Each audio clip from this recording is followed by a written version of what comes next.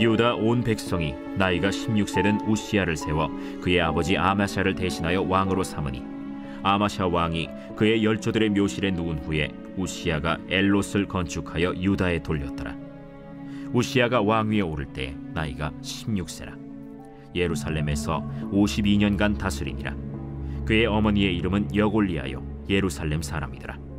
우시야가 그의 아버지 아마샤의 모든 행위대로 여호와 보시기에 정직하게 행하며 하나님의 묵시를 밝히 아는 스가랴가 사는 날에 하나님을 찾았고 그가 여호와를 찾을 동안에는 하나님이 형통하게 하셨더라. 우시야가 나가서 블레셋 사람들과 싸우고 가드 성벽과 야브네 성벽과 아스돗 성벽을 털고 아스돗 땅과 블레셋 사람들 가운데 성읍들을 건축하며 하나님이 그를 도우사 블레셋 사람들과 구르바알에 거주하는 아라비아 사람들과 마온 사람들을 치게 하신지라. 암몬 사람들이 우시야에게 조공을 바치매 우시야가 매우 강성하여 이름이 애굽 변방까지 퍼졌더라. 우시야가 예루살렘에서 성 모퉁이 문과 골짜기 문과 성 구비에 망대를 세워 견고하게 하고 또 광야에 망대를 세우고 무릉덩이를 많이 파고 고원과 평지에 가축을 많이 길렀으며 또 여러 산과 좋은 밭에 농부와 포도원을 다스리는 자들을 두었으니 농사를 좋아함이었더라. 우시야에게 또 싸우는 군사가 있으니 서기관 여이엘과 병영장 마아세야가 직접 조사한 수효대로 왕의 지휘관 하나니아의 휘하에 속하여 떼를 지어 나가서 싸우는 자라. 족장의 총수가 2600명이니 모두 큰 용사요 그의 휘하의 군대가 30만 7500명이라. 건장하고 싸움에 능하여 왕을 도와 적을 치는 자이며 우시야가 그의 온 군대를 위하여 방패와 창과 투구와 갑옷과 활과 물매 돌을 준비하고 또 예루살렘에서 재주 있는 사람들에게 무기를 고안하게 하여 망대와 성곽 위에 두어 화살과 큰 돌을 쏘고 던지게 하였으니 그의 이름이 멀리 퍼짐은 기이한 도우심을 얻어 강성하여짐이었더라. 그가 강성하여짐에 그의 마음이 교만하여 악을 행하여 그의 하나님 여호와께 범죄하되 곧 여호와의 성전에 들어가서 향단에 분향하려 한지라. 제사장 아사랴가 여호와의 용맹한 제사장 80명을 데리고 그의 뒤를 따라 들어가서 우시야 왕 곁에 서서 그에게 이르되 우시야여, 여호와께 분향하는 일은 왕이 할 바가 아니오. 오직 분향하기 위하여 구별함을 받은 아론의 자손 제사장들이 할 바니 성소에서 나가소서. 왕이 범죄하였으니 하나님 여호와에게서 영광을 얻지 못하리이다. 우시야가 손으로 향로를 잡고 분향하려 하다가 화를 내니 그가 제사장에게 화를 낼 때 여호와의 전안 향단 곁 제사장들 앞에서 그의 이마에 나병이 생긴지라. 대제사장 아사랴와 모든 제사장이 왕의 이마에 나병이 생겼음을 보고 성전에서 급히 쫓아내고 여호와께서 치심으로 왕도 속히 나가니라. 우시야 왕이 죽는 날까지 나병 환자가 되었고 나병 환자가 되매 여호와의 전에서 끊어져 별궁에 살았으므로 그의 아들 요담이 왕궁을 관리하며 백성을 다스렸더라. 우시야의 남은 시종 행적은 아모스의 아들 선지자 이사야가 기록하였더라. 우시야가 그의 조상들과 함께 누우매 그는 나병 환자라 하여 왕들의 묘실에 접한 땅 곧 그의 조상들의 곁에 장사하니라. 그의 아들 요담이 대신하여 왕이 되니라. 형통이란 처음보다 끝이 좋아지는 것을 의미합니다. 다니엘은 처음 포로 생활 동안에 많은 고생을 했습니다.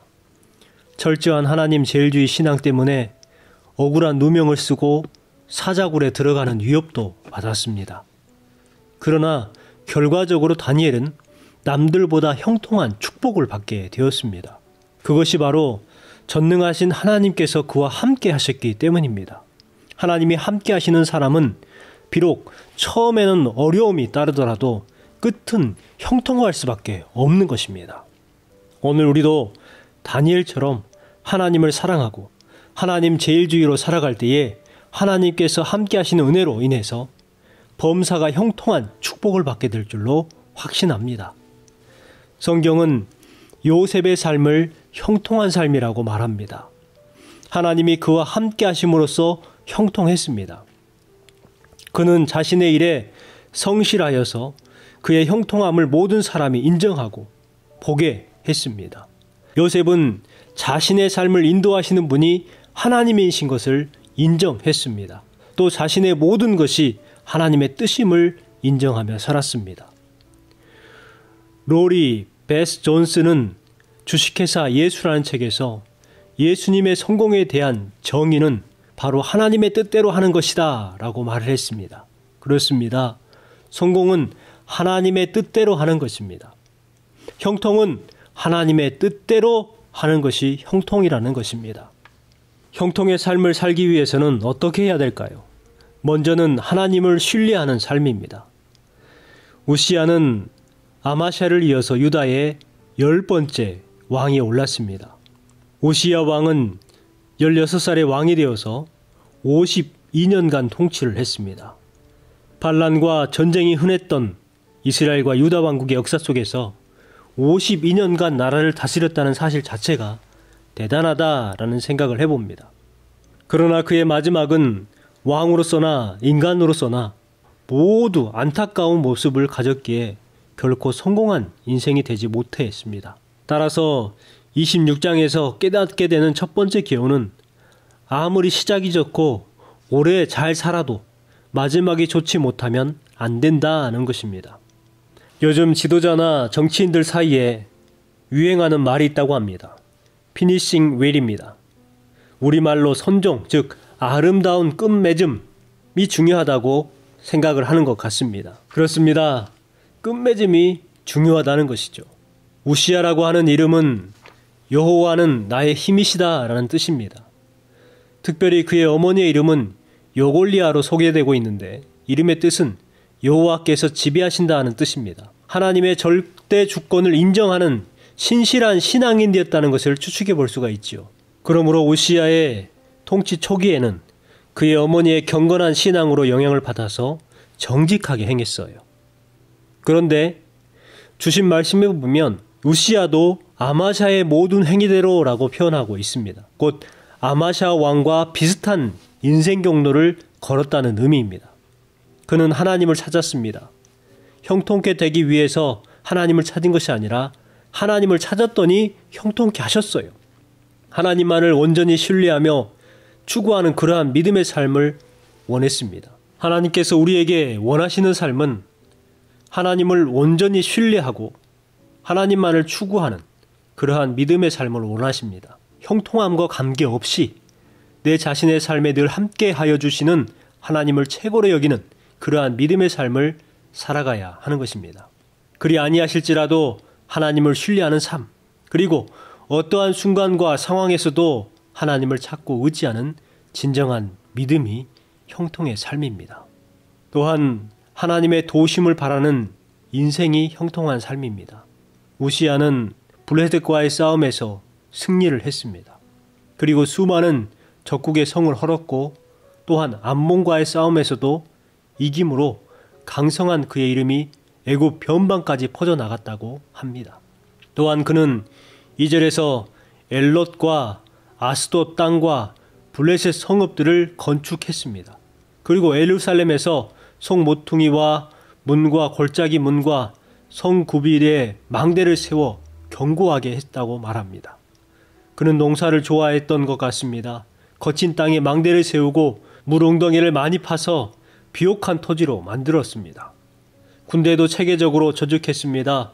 훌륭한 장비들과 공교하게 만든 기계들로서 잘 무장을 시켰습니다.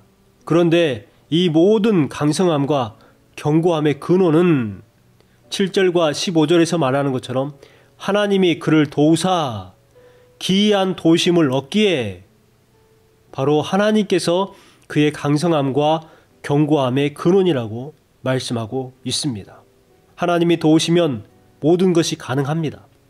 내 자신의 힘으로 견고케 되는 것이 아니라 하나님의 능력과 도우심으로 내 삶이 견고해질 수 있는 것이죠. 하나님께서 내 자신을 돕고 함께 하실 때에 우리는 비로소 승리의 삶을 살 수가 있습니다. 반대로 죄로 말미암아 하나님께서 내 자신을 떠나실 때에 실패를 경험하게 되는 것입니다. 실패하는 인생을 살 수밖에 없습니다. 그러므로 모든 형통함과 능력과 승리의 비결이 하나님의 기이한 도우심으로 말미암아 주어진 것을 인정하는 삶을 우리는 살아가야 합니다. 하나님의 도우심을 기억하고 바라는 것만이 내 인생에 있어서 누리는 진정한 형통의 삶임을 잊어버리면 우리는 안 되는 것입니다. 마지막으로 하나님께 교만함을 버리는 순종이 형통의 삶을 누릴 수가 있습니다. 우시야는 강성하여짐에 그의 마음이 교만하여 악을 행하게 됩니다. 그리고 여호와 하나님께 범죄를 합니다. 그의 범죄는 여호와의 전에 들어가 제사장만이 할 수 있는 일이었던 향단의 분향을 하려 했던 것입니다. 대제사장 아사랴는 용맹한 제사장 80명을 데리고 들어가서 왕을 가로막습니다. 그가 제사장에게 화를 낼 때에 하나님은 그의 이마에 나병이 발하게 하셨어요. 결국 우시야는 나병 환자로 인생을 마감하게 됩니다. 여호와의 전은 물론 자신의 왕궁에도 거하지 못하고 별궁에서 살아야만 했습니다. 죽어서도 열왕의 묘실에 장사되지 못하는 추락한 인생의 결말을 맞이하게 되었습니다. 우리의 행사가 형통하고 모든 일이 잘되게 하기 위해서는 먼저 우리의 생각을 하나님의 시각에 맞추어야 합니다. 우리의 생각과 하나님의 생각이 다를 때에는 우리의 행사가 형통할 수 없습니다. 우리의 생각을 하나님의 생각에 맞추기 위해서는 하나님의 말씀을 묵상하고 그 가운데 기록된 대로 지키려고 힘쓸 때 우리의 생각은 하나님의 생각과 일치될 수가 있습니다. 또한 우리의 모든 행사를 야훼 하나님께 전적으로 맡겨야 합니다. 우리의 일을 하나님께 완전히 맡길 때부터 하나님께서는 우리의 삶을 형통으로 인도하십니다. 오늘도 세상 사람들이 바라는 형통의 삶을 추구하는 것이 아니라 하나님만을 절대적으로 신뢰하는 삶을 살아가고 하나님의 은혜를 망각하지 말고 그동안 주셨던 하나님의 은혜를 기억하고 하나님의 말씀 앞에 온전히 순종하는 삶을 살아가야 합니다.